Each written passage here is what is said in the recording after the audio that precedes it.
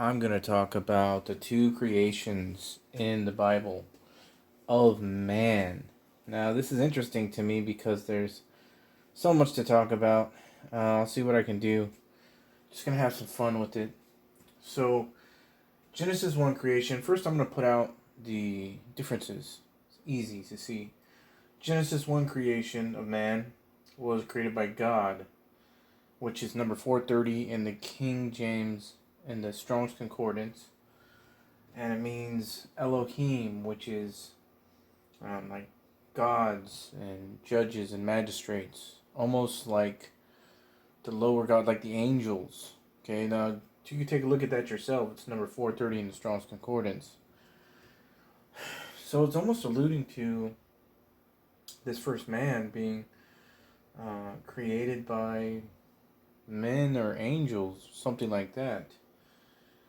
And then you go to Genesis 2 creation, Adam and Eve, and that's the Lord God, which is basically the name of Yahweh. So the self-existent, eternal God created Adam and Eve. But Genesis 1 creation, that number 430, that's not what it's defined as. So it doesn't make Genesis 1 creation evil. It just makes them something else.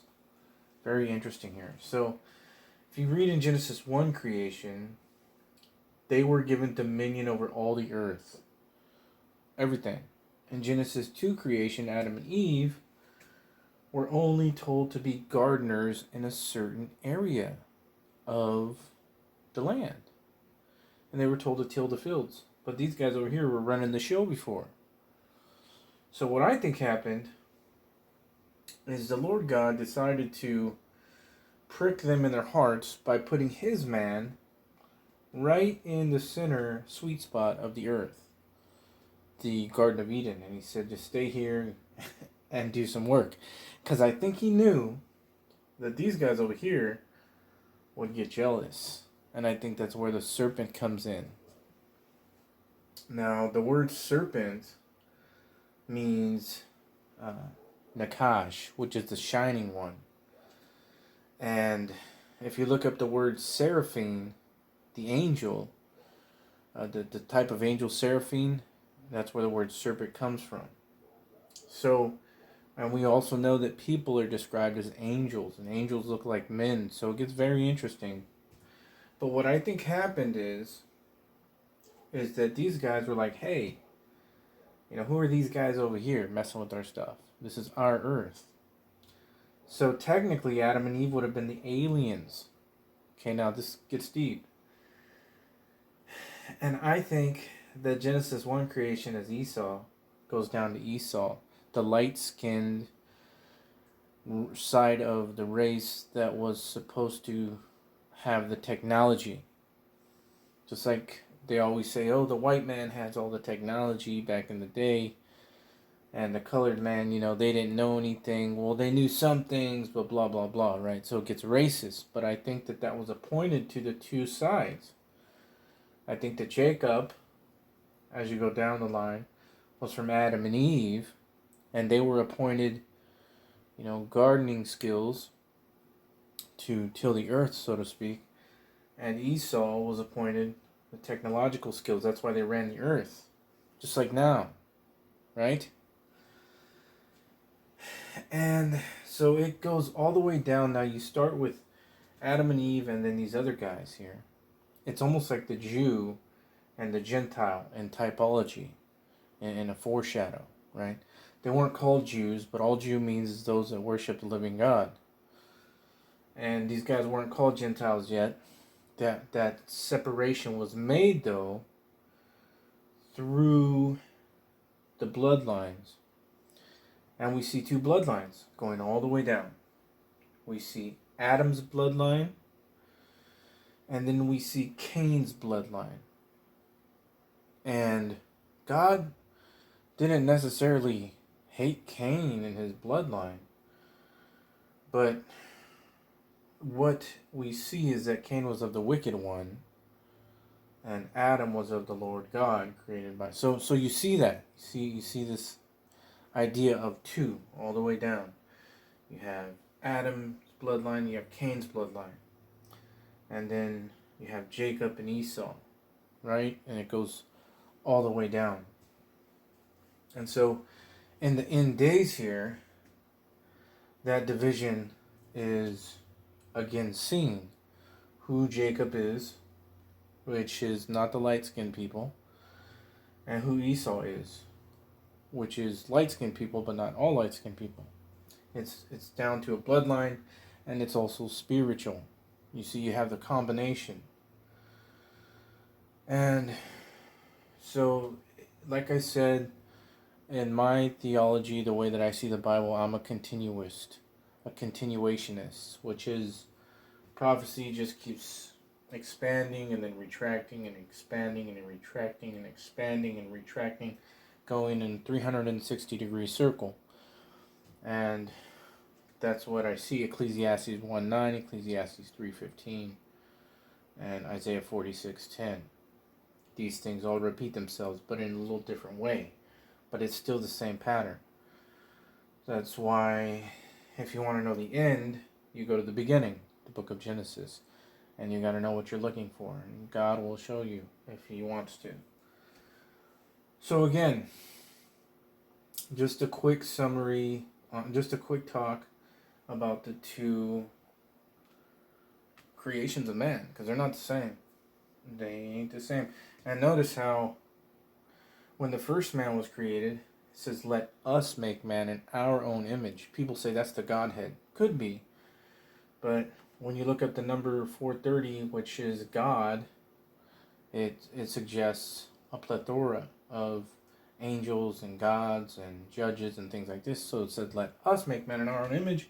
They did. They gave him dominion over all the earth. That was a light-skinned Esau. And then the Lord God, self-existing God, the one eternal God, decided to make his man Adam and Eve. You see? And you have some definite differences there.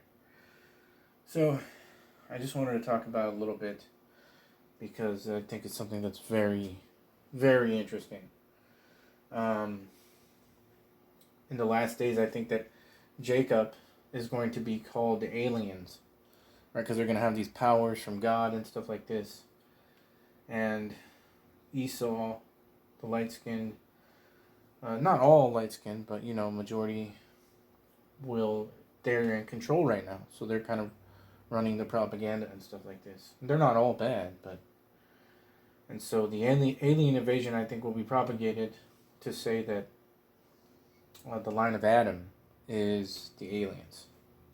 I think they're going to switch it up like that.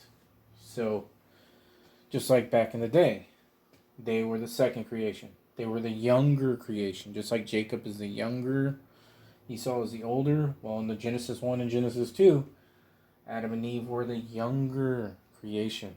The other man was here before them. So so the older man is going to say, these guys are aliens and the world don't know no different.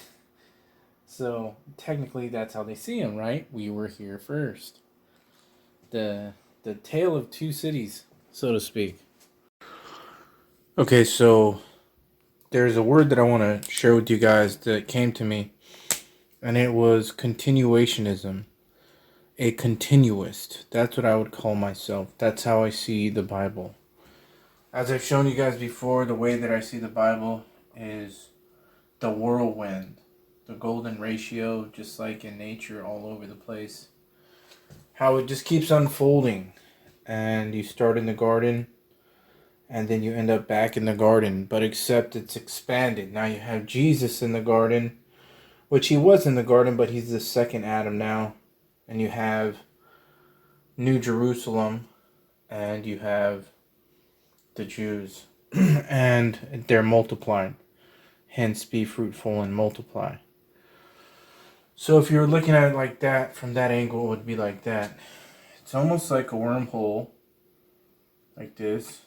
And then or DNA, and it would be like contracting, and then expanding, contracting, expanding, contracting, just like that. It's almost like an hourglass over and over and over, or a wormhole over and over and over from Genesis to Revelation. I don't think prophecy ever stopped or stops. I think it just contracts and then expands and then contracts again and expands again. And so it happens over and over and over. Ecclesiastes 1:9 and Ecclesiastes 3:15. And also Isaiah 46:10. That you read that these patterns in the Bible continuously repeat themselves at least a few times. But when they repeat themselves, they're expanded, they're larger, or they're smaller, they're contracted. Just like I said, the Old Testament is the physical old man, and the New Testament is the heavenly new man. On earth, Old Testament, as it is in heaven, New Testament. The Bible is a macrocosm of every single one of our lives. We are the microcosm, but the world and the entire picture is the macrocosm. So, again, continuation, that's what came to me. And as for the dispensationalist, they would say, well, Paul, you see, he received this mystery that nobody knew about. And so how can it be continuing if there's this mystery? Yeah, but that mystery was prophesied, foresaw all throughout the Old Testament. Genesis 6:3, we see a 6,000 year period prophesied, which is 120 jubilees.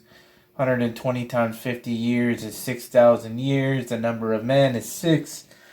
Also in the 6 days of creation, we see 6,000 year period, because a day is as 1,000 years with the Lord. That's just a couple examples. But so yeah, we didn't have lots of things. Like I said, as the Bible goes on, it's revealing lots of mysteries, all kinds of things that are given by revelation. So there, that is, we knew at some point in time that, God made the Hebrews his chosen people, but before then, there was no Jew or Gentile either. Like in Noah's day before the flood and things like this, there was no Jew or Gentile, really. So it's just a reversion back to how it was from the beginning. There was no difference between Jew or Gentile until a certain point, and then you get to Paul, and there's no difference between Jew and Gentile again. And so it's just, like I said, it's continuation. Like the time continuum in Back to the Future. It's continuation. It's continuationalism.